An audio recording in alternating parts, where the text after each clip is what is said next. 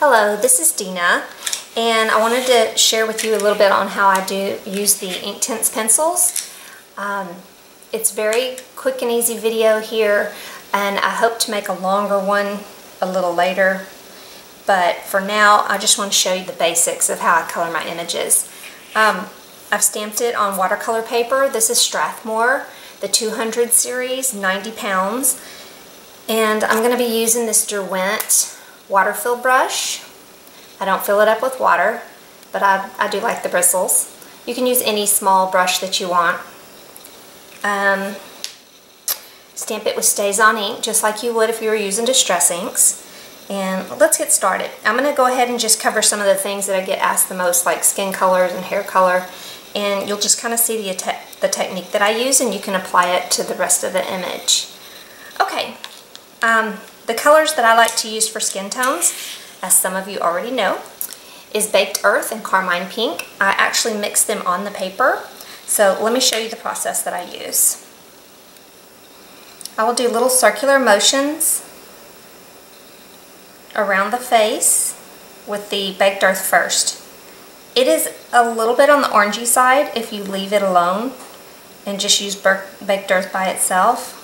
So that's why I decided to go ahead and mix the Carmine Pink with it and see how it happened. Now, don't use too much Carmine Pink. You're going to use about half of what you used for the Baked Earth. Kind of keep it a little closer to the line. And I just go around and put just a tiny bit of that.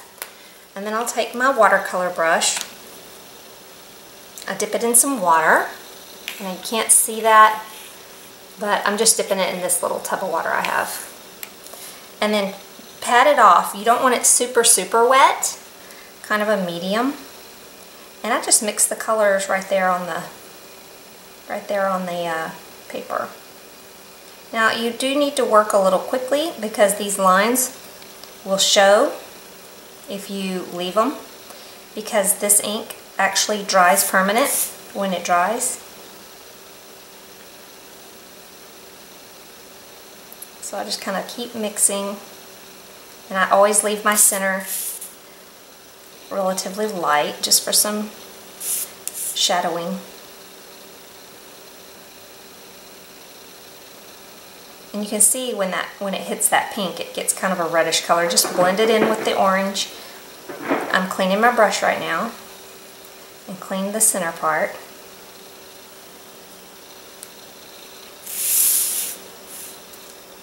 And that's how I do the skin tones. Okay, I'll let that dry before I come in and put some saddle brown to really accentuate the shading, the shaded areas. Okay, that's how I do skin. Now let's see, when we do hair, I like to use blondes. You guys almost all know that I like to make blonde-headed kids. So I will start with this amber. It's a golden, I guess, colored muted yellow, and you don't want a lot of it at all. I'm just going to go at the start at the crown and do a few swipes, kind of going with whatever she's drawn there, whatever style she's drawn. I'm going to do some down here because that is his hair as well, even though it looks like thin hair.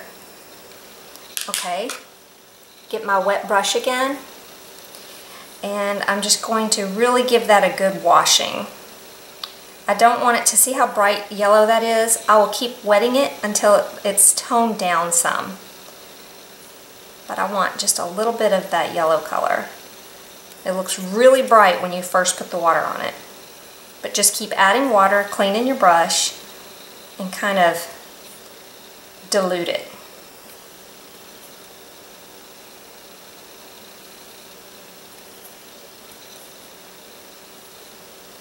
Now, something that I have done is I made a pencil chart, and you can see how I started, and I would do it a heavy over here, and then I would wash it out more so that I could see what it actually looks like when it's washed out. This is the amber color, and when it's really washed out, it's a nice golden yellow. You don't have to have quite such a dark color. Okay. So I'm going to let that dry because like I said, really in order to go back over it, I like to have it dry because it makes a really dark, it's harder to blend. So let's do just an application of just red. This is the chili red. And I will just get as close to the line as I can. Just kind of go around it, just giving it a little color. And then I'll come back with my medium wet brush and just kind of blend. Do a small section at a time so that you can blend it out as much as you can without having any lines. So I'm dipping my brush in my water again. And this is just water. Then I'm just making sure it doesn't have any lines right in here.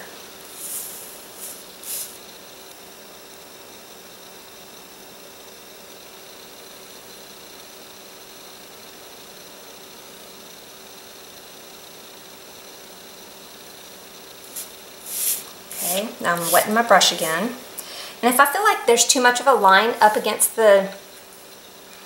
too much of a harsh red line up against the line of the stamp, come back from the other direction and kind of push it out this way. And you can see it takes away that line. You see that?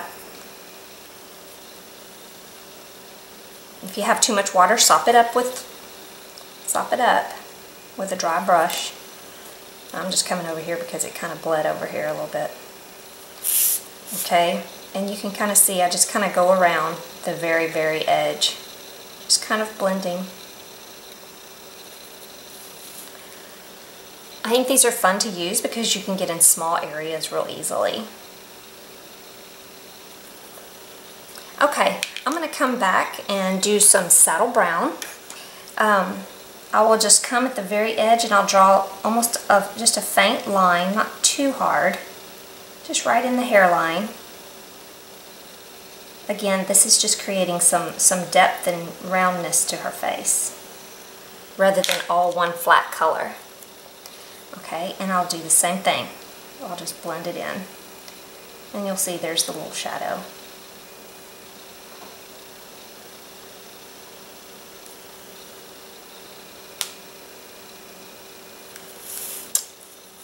See how that works? And now for the cheeks, I'll use this carmine pink and let's see, it's pretty dry.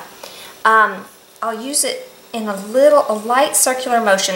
This is probably not the easiest way to do the cheeks. It might be easier if you just take the ink directly off of the pencil, which is quite possible. Oh, but you know I gotta do it the hard way. Okay. So just kind of mixing it in circular motions. The brush is not quite as wet. I don't want it to spread all over the place. I just want it wet enough to blend.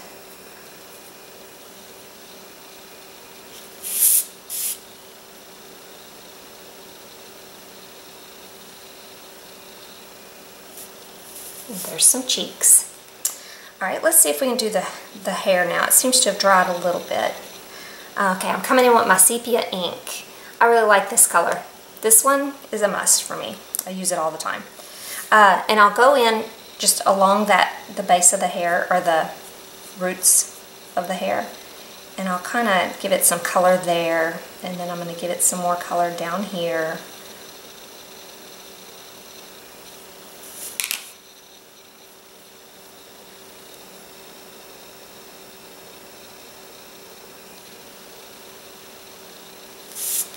Okay.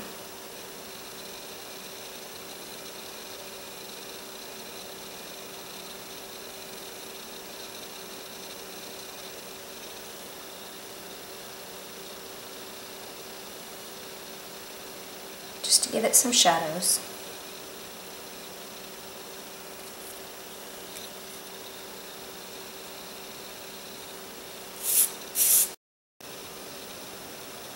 Okay, while I was gone, I went over the red a little bit more, and you can see where I did another application. I will usually do 2 to 3 applications, and you can see here it's only 1.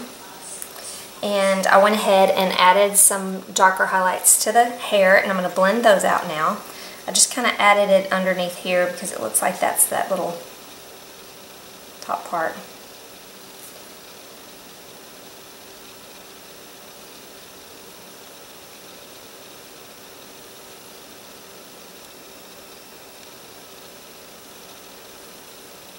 And I gave him some little tips.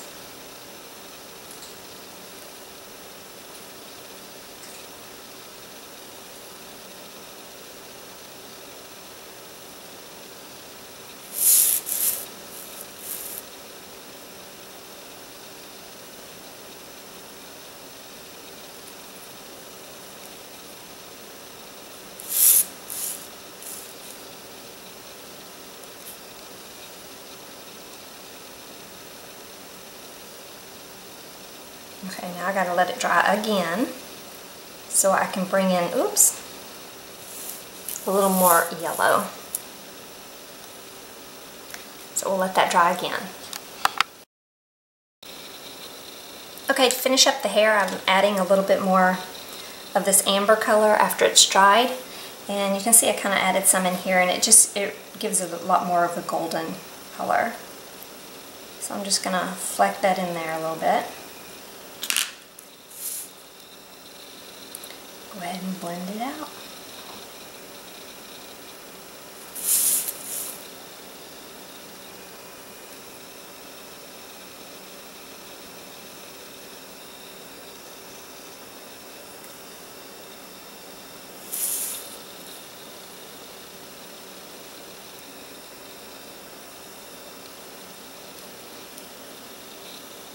Okay. And I'll go ahead and finish up this image, and I'll show you when I'm done. Okay, here's the final image, all colored with Inktense pencils. I did some shading with some charcoal gray, and I will of course add some glitter, and I will probably do a shadow around it like I typically do, but you get the idea. I hope to make a longer video later, maybe turn it into a class so that you can get more details, but this should get you started. Thanks for watching. Bye now.